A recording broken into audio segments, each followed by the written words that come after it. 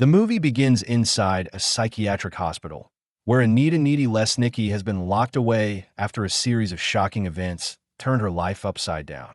She jokes that she gets more letters than Santa Claus, but most of them are from people telling her to accept Jesus and everything will be okay. She says she's tried it, but no amount of faith can undo what had happened. Despite her violent reputation, she claims she wasn't always like this. Before all the killing started, she was just a normal teenager dealing with the usual high school drama. According to her, everything changed because of her best friend Jennifer. With that, the movie flashes back 2 months earlier to the small town of Devil's Kettle, where the nightmare first began. Needy is just an ordinary high school student living a normal life with her best friend Jennifer. The two have been inseparable since they were little. To everyone else, though, their friendship makes zero sense. Jennifer is gorgeous and insanely popular, while Needy is quiet, bookish, and awkward. Even though Jennifer is bossy and downright mean, Needy never really stands up to her. She's completely loyal and always puts Jennifer first, even when it means blowing off her own boyfriend Chip. One day, Jennifer tells Needy that an indie rock band called Low Shoulder will be playing at the local dive bar that night. After stalking the band's MySpace page, she's already decided the lead singer is extra salty, and they have to go and watch them play. Needy reminds her that she already promised to spend the evening with Chip, but Jennifer convinces her to change her plans and agree to go with her. Before picking her up, Jennifer tells Needy to wear something cute, but there are rules. Needy has to look attractive enough not to embarrass Jennifer, but not attractive enough to outshine her. That night, Jennifer picks Needy up in her mom's borrowed Chrysler, and the two head to Melody Lane, a rundown dive bar that's more like an old bingo hall than an actual concert venue.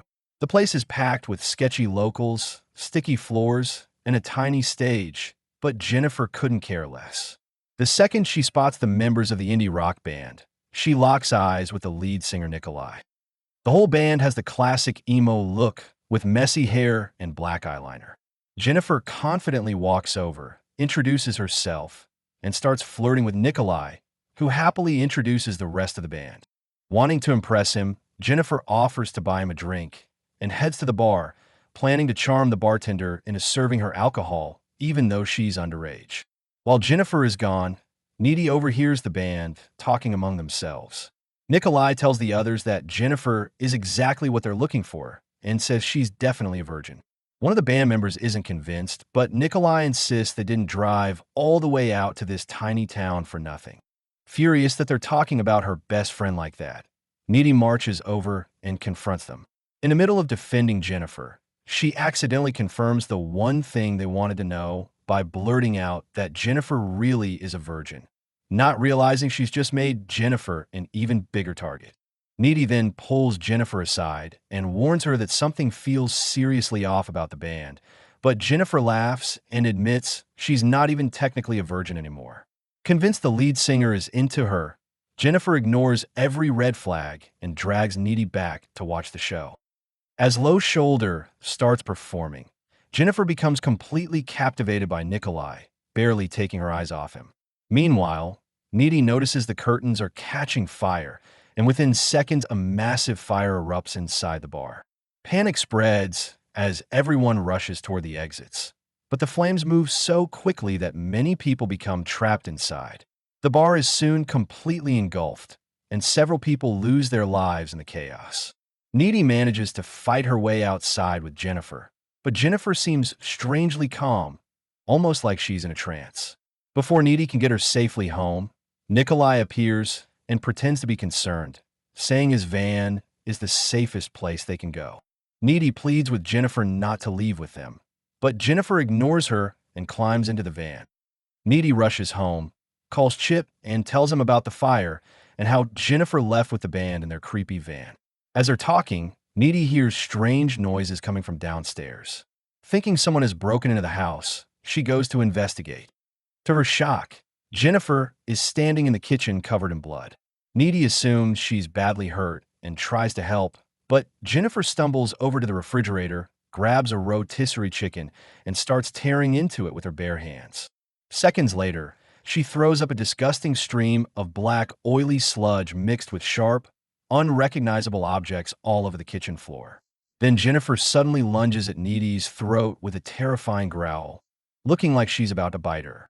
At the last second, she stops herself, starts laughing as if nothing happened, and disappears into the night, leaving Needy completely horrified and confused.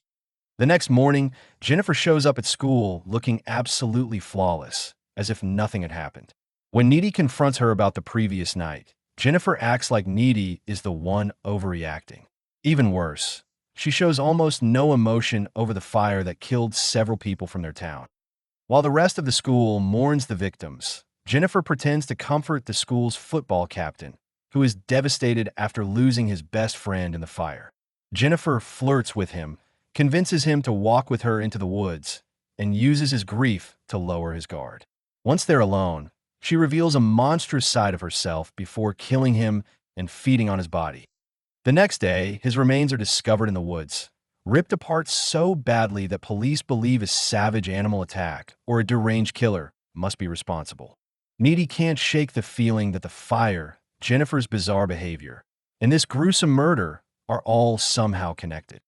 In the weeks that follow, the town struggles to recover from the tragedy, but the media ends up turning the members of Low Shoulder into unlikely heroes. News reports falsely claim the band risked their own lives to help people escape the burning bar, even though Needy knows they did nothing of the sort. The story makes the band famous almost overnight, and their song Through the Trees becomes the unofficial anthem of Devil's Kettle. When the band later announces they'll perform at the school's spring formal as a charity event, everyone treats them like celebrities, despite the fact that only a tiny percentage of the proceeds is actually going to the victims' families. Around the same time, Jennifer starts acting strangely again. Instead of looking her usual flawless self, she becomes pale, exhausted, and irritated. While Needy worries about what might be happening to her, Jennifer unexpectedly accepts a date with Colin Gray, the shy emo kid who has had a crush on her for ages. That evening, Jennifer takes Colin to an abandoned house. She flirts with him just long enough to make him let his guard down before revealing her monstrous side. Moments later, she brutally kills him and feeds on his body. That same night, Needy and Chip are about to finally sleep together for the first time. But in the middle of it, Needy sees flashes of Jennifer attacking Colin and realizes something horrible is happening at that exact moment. The visions become so intense that she abruptly leaves Chip and rushes home. When she walks in her bedroom, she's shocked to find Jennifer lying on her bed. Gone is the pale, exhausted girl from earlier. Jennifer looks completely restored, although she's covered in fresh blood. Acting as if they're simply having another sleepover, Jennifer flirts with Needy, kisses her, and the two briefly make out. But Needy pulls away suddenly and demands to know what is really going on. Jennifer finally decides to tell her the truth about what happened after she got into the band's van on the night of the fire. She explains that they drove her deep into the woods near Devil's Kettle Falls. At first, she thought they were just taking her somewhere private, but she quickly realized something was wrong when they dragged her out of the van and tied her up. As she begged them to let her go, Nikolai admitted that making it as an indie rock band is almost impossible and that they had turned to Satan as their last chance at fame. According to a ritual he had found online, sacrificing a virgin under the right conditions would guarantee them success. Certain Jennifer was a virgin. The band gagged her, surrounded her, and began chanting the ritual. Nikolai grabbed a Bowie knife and stabbed her through the chest, while the rest of the band sang along to an old pop song. Believing the ritual was complete, they left her body behind and drove away. But they had made one fatal mistake. Jennifer wasn't actually a virgin. Because the sacrifice wasn't pure, the ritual didn't work as intended. Instead of dying, a demon took over her body. She eventually woke up alone in the woods with an overwhelming hunger she couldn't explain. She instinctively made her way to Needy's house. Her plan was to feed on her best friend, but when she came face to face with Needy, she couldn't bring herself to go through with it. Instead, she threw up the black sludge and ran away before attacking her. Then Jennifer wandered off until she came across Ahmet, the foreign exchange student everyone believed had died in the bar fire. He had actually survived and was walking home alone. She lured him away under the pretense of helping him before killing him, making him her first victim. Jennifer explains that she now has to regularly feed on human flesh to stay alive. Whenever she goes too long without eating, she becomes weak, sickly, and loses the beauty everyone associates with her. But after every kill, she regains her strength, her flawless appearance, and incredible supernatural abilities, including rapid healing and the ability to survive injuries that would kill an ordinary person. After Jennifer leaves, Needy doesn't want to accept that her best friend is beyond saving, without first understanding exactly what she has become. She heads to the school's tiny occult section in the library and spends hours researching demons and failed satanic rituals. Eventually, she finds a passage describing what happens when someone is sacrificed without actually being a virgin. Instead of dying, the victim becomes possessed by a demon that must constantly feed on human flesh to survive. The books also reveal Jennifer's biggest weakness. When she's hungry, her powers fade, making her vulnerable. If Needy ever hopes to stop her, she'll have to strike before Jennifer feeds again, and the only way to kill her for good is by stabbing her through the heart. Armed with the truth, Needy rushes to tell Chip everything. She explains that Jennifer is possessed by a demon and has already murdered multiple boys around town. She even shows him the passages she found in the occult books, hoping he'll finally believe her. But Chip can't accept something so unbelievable. He thinks Needy is traumatized by everything that's happened and needs help, instead of chasing supernatural theories. Realizing she can't convince him and terrified that Jennifer might target him next, Needy ends their relationship. She tells him they can't be together anymore and begs him not to attend the spring formal, even though he has already bought the tickets and an expensive orchid corsage for her. Meanwhile, the entire school is excited for the spring formal, especially because Low Shoulder has returned to perform. While everyone celebrates, Jennifer has no interest in the dance. Instead, she tracks down Chip as he walks there through the park. Pretending to be concerned, she tells him Needy has been lying to him and even claims Needy had been secretly sleeping with Colin before his death. Already hurt by the breakup, Chip doesn't know what to believe. Jennifer then admits that she has always cared about him more than she ever admitted and convinces him to leave with her. Jennifer leads Chip to an abandoned indoor swimming pool. She then kisses him, but he pushes her away. Jennifer then throws him into the pool. As she begins feeding on him, Chip desperately fights back but is badly overpowered. At the same time, Needy realizes Jennifer has set her sights on Chip. She races across town and eventually finds them inside the abandoned pool. She drags Jennifer off Chip and tries to drown her. Chip gives Needy a pepper spray, and when Jennifer comes out of the water, Needy sprays her in the eyes. Jennifer then levitates out of the abandoned pool, while Needy helps Chip climb out behind her. Coming face to face, Needy finally says everything she's been holding in for years. She tells Jennifer she's always been a terrible friend, calls her insecure, says she's no longer socially relevant, and mocks her for relying on laxatives to stay skinny. Jennifer loses her temper and threatens to eat Needy's soul and shit it out.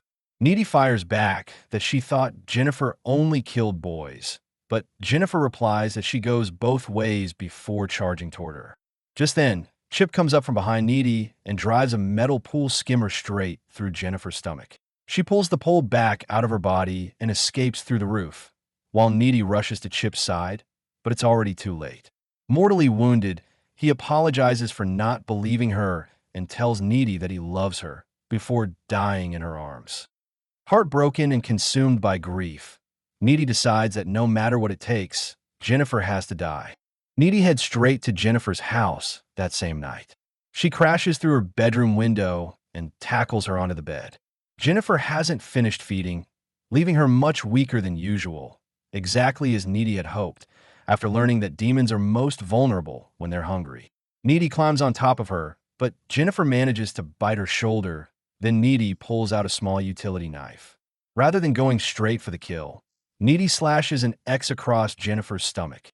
Jennifer uses her remaining supernatural strength to levitate both of them high above the bed. While they're suspended in midair, she twists their bodies until she's on top of Needy and begins overpowering her once again. Refusing to give up, Needy manages to reverse their positions, ending up on top while they're still floating. That's when she notices Jennifer is still wearing their matching best friends forever necklace. Needy rips it from her neck, and Jennifer stops fighting. As both girls begin to fall back onto the bed, Needy takes the opportunity and drives the box cutter straight into her heart. Jennifer dies as the demon finally leaves her body. Seconds later, Jennifer's mother walks into the bedroom and finds Needy sitting over her daughter's body. She rushes to Jennifer's side, cradling her in her arms as Needy watches. With no way to explain the truth, Needy is blamed for Jennifer's murder and is eventually committed to the psychiatric institution where the movie began. Sometime later, Needy uses the supernatural abilities she inherited from Jennifer's bite to escape the psychiatric institution. As she hitchhikes east, the driver asks where she's headed. Needy replies that she's following a rock band because tonight is going to be their last show.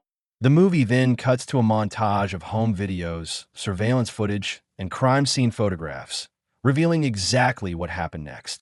Needy tracks down the members of Low Shoulder to their hotel after the concert and kills each one of them, finally getting revenge on the men whose selfish desire for fame led them to sacrifice Jennifer and unleash the demon that destroyed both of their lives. With the band wiped out, Needy finally settles the score, bringing the story to its dark conclusion. The end. Thanks for watching. Don't forget to like and subscribe. And until next time.